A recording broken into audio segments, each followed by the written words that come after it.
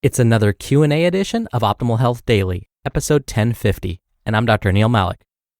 Hey there, happy Friday, and welcome to another Q&A edition of Optimal Health Daily, where I answer your health questions related to fitness, diet and nutrition, and lots more. You send in the questions, and I answer them for you. And in case you're new here and are wondering about my background, well, Dr. Neil is not just a nickname. I actually do have my Doctor of Public Health degree with emphases in chronic disease prevention and nutrition. I also have my Master of Public Health degree. I'm a registered dietitian nutritionist, a certified health education specialist, and a certified exercise physiologist through the American College of Sports Medicine. When I'm not doing this podcast, I'm full-time faculty within the California State University system. I've also published peer-reviewed research, have presented at national conferences, and been featured in over 70 different media outlets for my expertise on basically all the things I talk about on this show. All right, enough about me. I'm sure you're eager to hear today's question, so let's get right to it as we optimize your life. So today's question came to me via email. So not only can you call in your question or submit one via our website, now you can email one to me at health@oldpodcast.com. So Laura writes, I'm struggling with making progress. I have written down goals, meditated, taken action steps, and for some reason, I am not making any progress on my lose 50 pounds goal. And here's my response. Thank you so much for your question, Laura. I can completely understand your frustration. First, I want to be sure to mention that you are off to a good start. Writing down your goals is actually a perfect first step. In my experience, many don't even get that far. Second, know that you are not alone. In my experience, having helped hundreds of individuals lose weight, seeing the results from their efforts can seem like that proverbial carrot dangling in front of them. Close, but not within reach. It's so frustrating, especially when you've been doing everything right and your body simply isn't responding. Now, there could be a couple of things going on. Now, Laura, I'm going to assume that you have lost maybe a little bit of weight. Maybe not a lot, but even a few pounds. Now, when that happens, the body often adjusts to this weight loss by doing something that surprises most people. When you lose weight, even a little bit of weight, your metabolism slows down. I repeat, when you lose weight, your body's metabolism slows down. Remember, the word metabolism is referring to the number of calories you burn in a day. A large portion of the calories you burn every day is due to keeping your organs functioning, you breathing, powering your brain, digesting and absorbing nutrients, and so on. So, how is it possible that someone that carries more weight has a higher metabolism? Well, this is because when our bodies are forced to carry more weight, we burn more calories as a result of that. So here's what happens when you plateau. Your metabolism has gradually slowed down as the weight was coming off. So you'll be following the same meal plan and exercise routine and nothing happens. If your metabolism has slowed down and yet you're consuming about the same number of calories and doing the same exercises, you'll plateau. Still confused? Okay, I hope this helps. If you're not driving right now, do this with me. Now imagine you're going to perform a shoulder raise with your left arm. So gradually raise your left arm so that it's above your head. Now, raise your right arm directly in front of you, but keep it at shoulder height. Don't lift it all the way above your head. Okay, so right now, your left arm should be higher than your right. Now, slowly start to lower your left arm, but keeping your right hand still.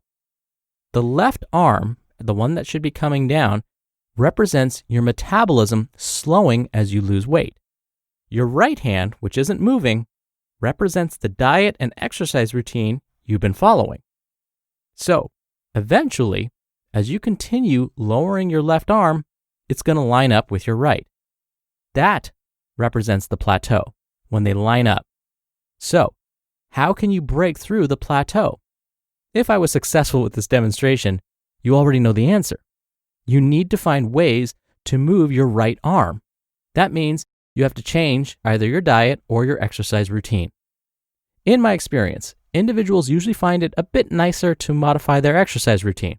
This is because they often feel very comfortable with the meal plan that they've created. They found their rhythm.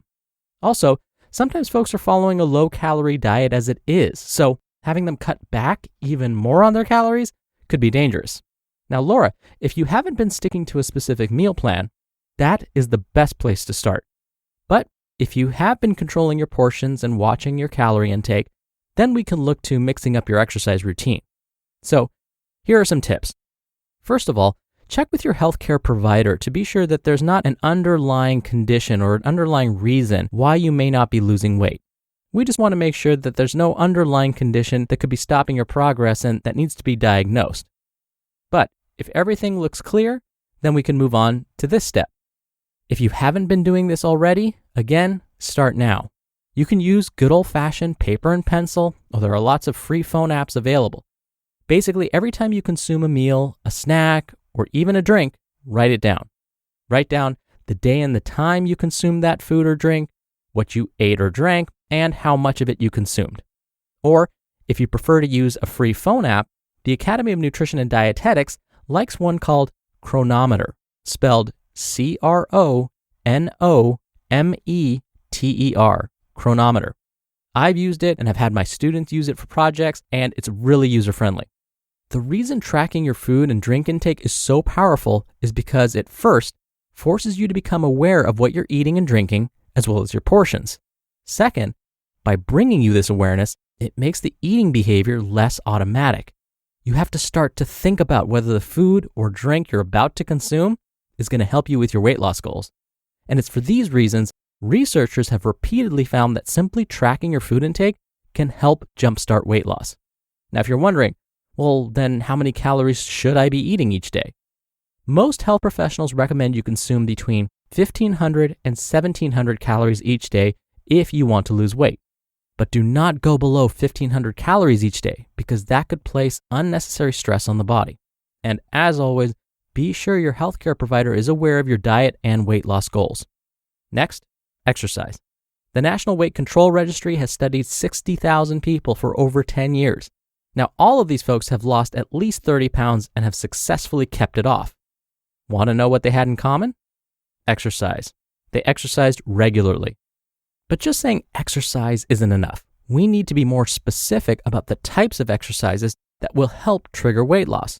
Now, according to the National Weight Control Registry, most of their participants participated in walking, about 60 minutes each day. So let's say that that's your preferred method for cardio. Sometimes just walking isn't enough. We can still plateau with our weight loss. So to mix things up, consider adding in some resistance training. It could be body weight exercises, lifting actual dumbbells and barbells, using resistance bands, whatever suits you. Why would this help? Resistance training is one of the best ways to build muscle quickly. Muscle is very active tissue and helps increase our metabolisms by burning calories for us. So again, we're moving that right arm. Now, when it comes to cardio, change the intensity. So if you normally walk for 30 minutes, jog instead. Now, I don't expect you to jog for 30 minutes straight. Even if you end up jogging for only 5 or 10 minutes, or maybe even 2 minutes, and then walk for the other 28 minutes, that's fine.